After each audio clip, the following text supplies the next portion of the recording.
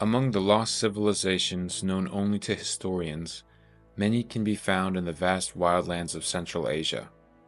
Though their silent ruins may seem insignificant today, their past can sometimes be traced through manuscripts and artifacts and give us a picture of their ancient glory. Such is the case with the once great kingdom of Khotan in Central Asia. It was an influential Buddhist realm along the Silk Road and played a key role in regional religious and cultural affairs for centuries. Khotan is situated in modern-day northwest China in the province of Xinjiang. It was surrounded by mountains within the Tarim Basin. While many empires like the Mongols and the Chinese dynasties later came to dominate this region, the Tarim Basin was once a vibrant network of oasis city-states that rose to prominence as trading hubs between Persia, India, and China.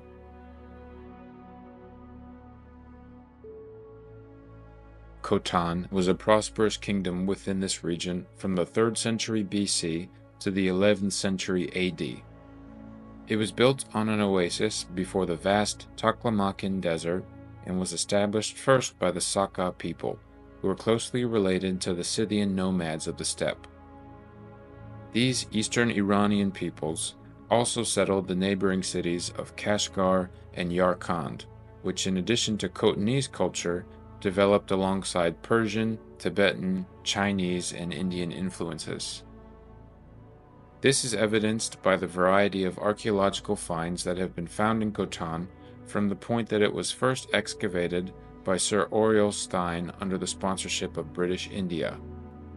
Their findings included Sogdian artifacts, Judeo-Persian documents, Tibetan Buddhist literature, Indo-Greek and Indo-Scythian coins, Chinese records and manuscripts written in Brahmi, Kharosthi, and Sanskrit language. Despite broad cultural overlap, ethnically the people of Khotan were mostly a mix of Indian and Chinese settlers who may have once been two competing cities before joining together. According to legends, a son of the great Indian king Ashoka traveled northwest after being exiled with a group of monks and founded ancient Khotan. Tibetan records refer to the kingdom's founder as Kustana or Sanu and believed him to be Indian in origin. This man could possibly be identified historically as Kunala, the son of Emperor Ashoka, who lived in the 3rd century BC and was the first known king of Khotan. His son, Yehula, the second king of Khotan, is credited with establishing the capital city known later as Yotkan.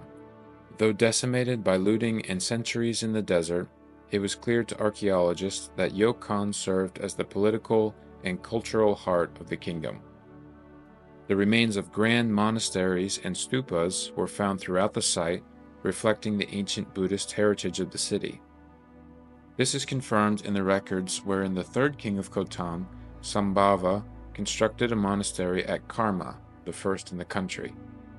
This all took place in the 2nd and 3rd centuries BC, as various oasis settlements began to appear in the Tarim Basin around the Khotan and Urunkash rivers.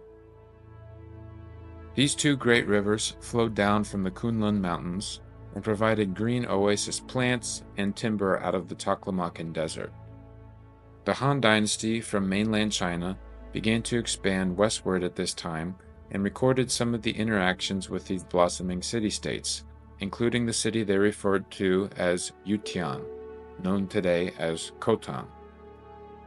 In 263 CE, the Chinese conquered the oasis state of Shashan, just east of Khotan, bringing them directly to Khotan's border, and would later force tribute upon the states within the Tarim Basin on occasion. Tibetans also conquered Khotan, which they referred to as Li Yul, in the year 665 and 792 CE.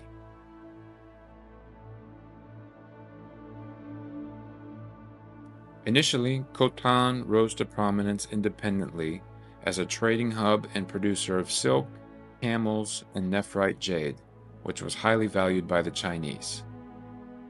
The kingdom facilitated large caravan routes which stretched from China to Kabul and was a key settlement in Silk Road trade, Khotan was also actively involved in buying and selling the rare and now extinct Fergana horses, which were so valuable that they provoked China to war against another Saka people of the Dayuan Kingdom. This conflict was known afterwards as the War of the Heavenly Horses.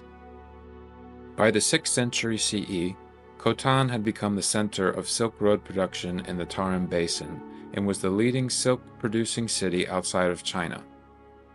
According to legend, the first Chinese sericulture, or silk production outside of China, began in Khotan when a Chinese princess smuggled mulberry seeds and silkworm eggs in her hat around the year 320. This helped establish a successful silk industry by the 5th and 6th centuries CE and added to Khotan's regional significance. The city also prospered as a Buddhist learning center and was among the first political states to officially adopt Buddhism by the 1st or 2nd century CE. According to local Buddhist legends, the Buddha himself visited Khotan, elevating its spiritual importance. The kingdom attracted prominent figures, such as the revered Buddhist monk Faxian in 400 CE, who described the newly built monastery in detail. Zhu Xixing in 265 CE was known as the first of all Chinese monks and came to Khotan in search of the Prajnaparamita text. The historian Sima Qian also mentioned Khotan all the way back in the 2nd century BC. These key figures from Buddhist traditions demonstrate the significance of Khotan as a pilgrimage site and learning center over multiple centuries.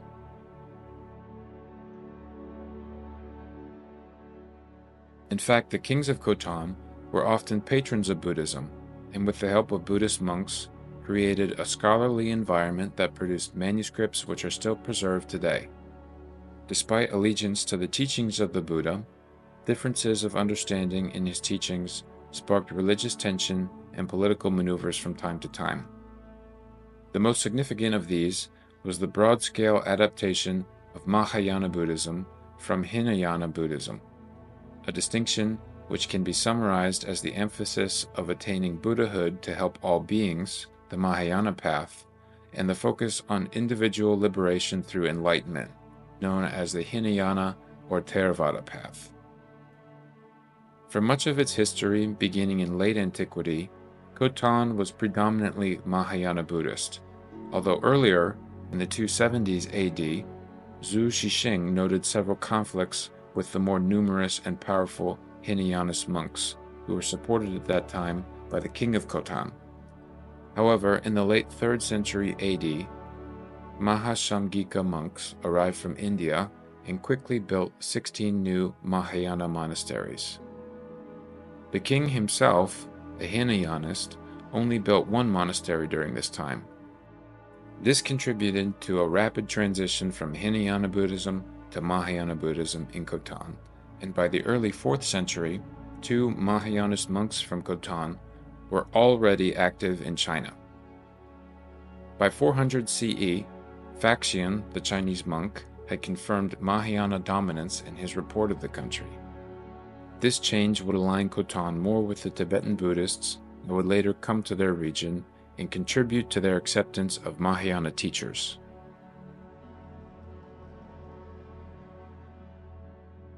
Despite their early independence, Khotan was constantly under pressure from larger empires. The Tang dynasty asserted influence in the 7th and 8th centuries, followed by the conquest of the Tibetan Empire, which helped to sustain Buddhist institutions for several decades. However, Tibetan power declined, and in the year 1006 CE, the Kharkinid Turks under Yusuf Qadir Khan completely destroyed and conquered Khotan. They destroyed Buddhist sites and initiated Islamization, which would go on uninterrupted for the next 1,000 years. Khotanese culture and language faded, and the region was transformed completely from its previous Buddhist roots. Today, Turkic Muslims dominate the region, but the ancient Buddhist sites can still be seen, bearing witness to the silent and great glory of Khotan's past.